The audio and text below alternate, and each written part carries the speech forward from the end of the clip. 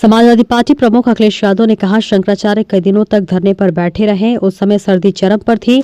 हमारे सनातनी व्यवस्था में कहीं किसी शंकराचार्य को स्नान से रोका नहीं गया होगा, लेकिन ये पहली बार हुआ है कि उन्हें स्नान से भी रोका गया। अब यह सरकार शंकराचार्य को अपमानित करने के लिए 20 साल पुरानी घटना ढूंढ कर लाई है। अगर उनका यह शिष्य है तो तुमसे मुझसे गलती हुई है। मैंने कभी राम भद्राचार्य पर जो मुकदमा था वापस लिया था। मुझे उन्हें जेल भेज देना चाहिए था।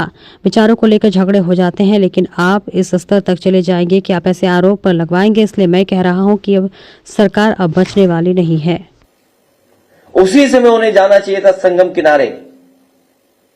हमारे पूज्य शंकराचार्य जी कई दिनों धरने पे बैठे रहे वहां पर।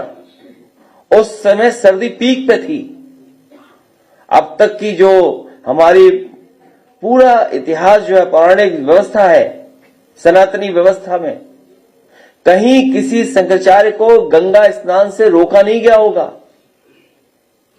लेकिन ये पहली बार हुआ है सरकार में कि उन्हें स्नान करने से भी रोका गया। जो हमारी आध्यात्म की, हमारे सनातन धर्म की त्रिवेणी है। और अब तो ये सरकार एक कदम आगे निकल गई है। ये लगता है कभी अंधेरे में या रात में फिल्म देखते हैं 20 साल बाद।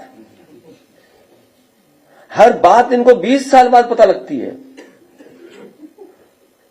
हमारा जो एक पैनलिस्ट था, उसकी 20 साल पुरानी घटना शंकराचार्य जी को बताओ अपमानित करने के लिए कहां से ढूंढ के लाए, किसको ढूंढ के लाए?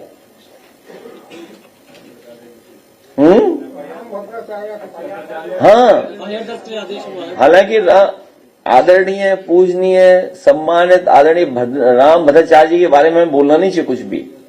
लेकिन अगर उनका चेला है ये, अगर उनका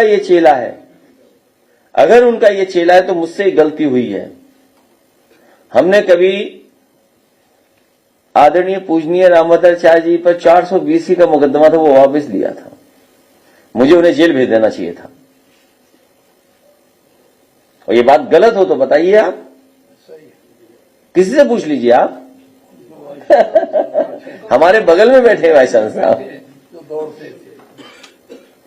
तो ठीक है, कभी कभी विचारों को लेकर के कुछ झगड़े हो जाते हैं, लेकिन अब इस सीमा पर चले जाएंगे कि आप आरोप लगा करके इस तरह का घटिया आरोप लगवाएंगे आप। इसीलिए मैं कह रहा हूं कि ये सरकार बचने वाली नहीं है। जनता ने तो अस्वीकार कर दी है सरकार। अब बस जनता इंतजार कर रही है कि कब वोट डालने का मौका मिलेगा। इसीलिए मैं कह रहा हूं कि जितनी पीड़ा बढ़ेगी उतना हमारा पीडे बढ़ेगा। और ये पीडे के आंदोलन में जुड़ने वालों का मैं एक बार फिर आभार और धन्यवाद देना चाहता हूं।